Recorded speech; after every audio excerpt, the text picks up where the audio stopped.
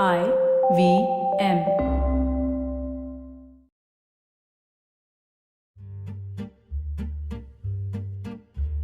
This week, we get into the heart of Polish society and politics and uncover the strange, absurd, and disturbing notion of Holocaust envy. October 1936, Warsaw, Poland. A court heard the case of a student, Sylwia Asteblum, who had been accused of slandering the good name of the Polish nation. Sylwia's offense was that she had hurled abuse at some militants during anti Semitic incidents at the University of Warsaw. The Warsaw National Daily reported. While academic youths were demonstrating against the Jews and expelling them from the university, Asteblum had shouted, "Polish brutes! Boors!" The Jewish woman was beaten, and a policeman was then called to write a report. The Warsaw court punished her with 2 months imprisonment for slandering the Polish nation. Remember that this was 1936, and the Second World War was still 3 years away. Pseudoscientific theories of race, civilization, and progress had become quite widespread in Europe in the second half of the 19th century. The phrase, "the Jews are our misfortune," was coined, which would later be widely used by the Nazis. In that sense, Sylwia may have gotten off with an easy sentence. Under the Penal Code of 1932, this particular offense carried a 3-year prison sentence.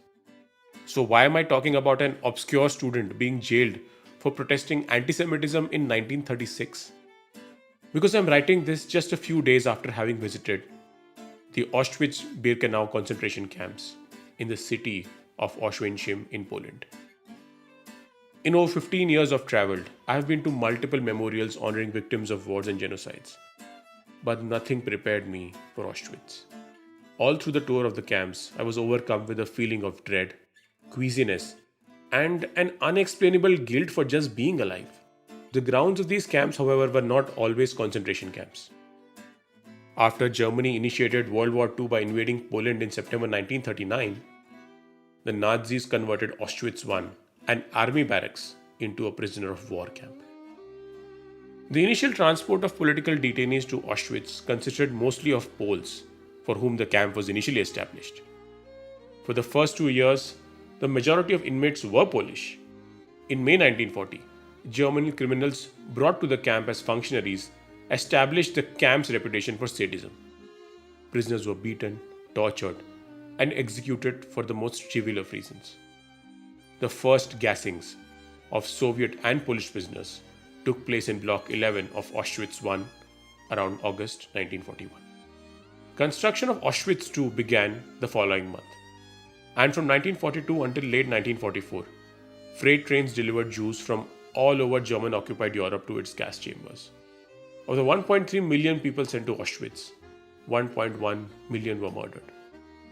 The number of victims includes 960,000 Jews, 74,000 non-Jewish Poles, 21,000 Romani, 15,000 Soviet prisoners of war, and up to 15,000 others.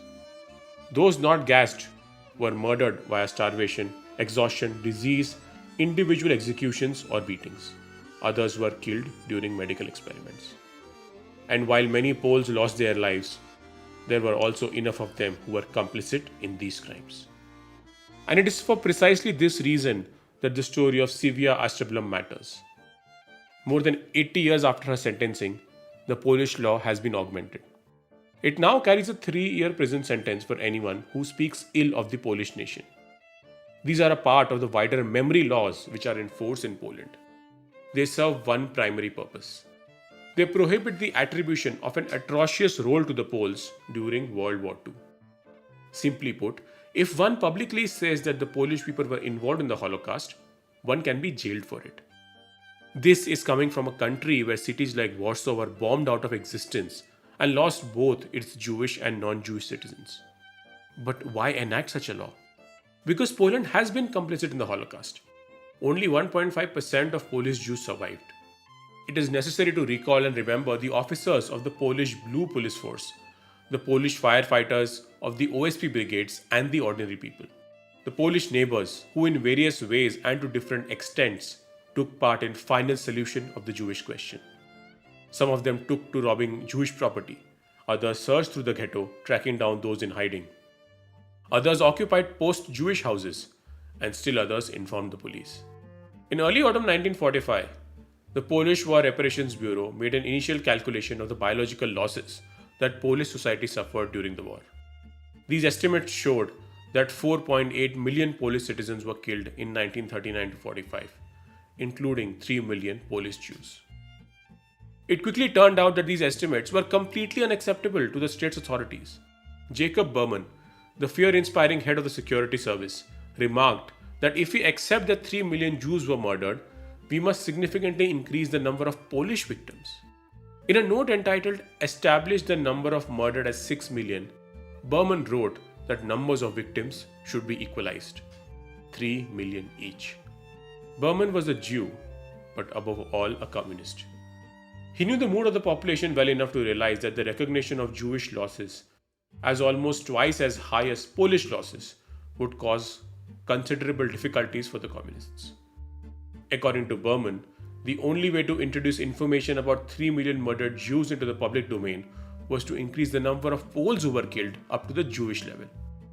Thus, it was decreed in 1945, and this is how it is taught in schools until this day, almost 80 years after Berman issued this order. At the heart of this lies the strange, absurd, and disturbing term, Holocaust envy. It's the envy that the current Polish state feels that Jews have garnered significant international support over their sufferings and losses in the Holocaust. They are not envious of the suffering, but the perceived moral high ground Jewish people have. It's the belief that no other community can gain so much sympathy from the world, since any event at the scale of the Holocaust cannot happen again. It begins with the equalization of losses between Poles and Jews, continues with support from the nation with memory laws, with an ultimate aim: to be able to use the Holocaust to create a narrative of Polish victimization and martyrdom. I want to be clear about this.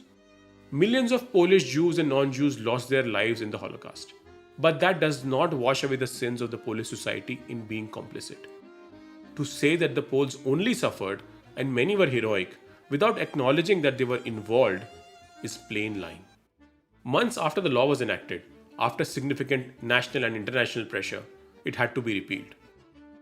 If you are listening to this episode the week it is released, you will be doing so on the eve of elections in Poland to be held on 15th October 2023. Opinion polls have given the current right-wing government an edge, which is looking to return to power for the third time. If they do, one can expect yet another attempt at distorting history and feeding the cringe fantasy that is Holocaust envy. As we travel, we must remember that almost every country distorts its history in the name of national pride and nation building. And in this effort to whitewash its sins, it often tramples upon the memory of the victims. If you like this podcast, don't forget to check out other interesting podcasts on the IVM network. You can listen to us on the IVM Podcast app or ivmpodcast.com. You can also follow us on our social media. We are at IVM Podcasts on Twitter and Instagram. If you want to reach out to me, I am Utsav Memory on Twitter and YVTravel42 on Instagram.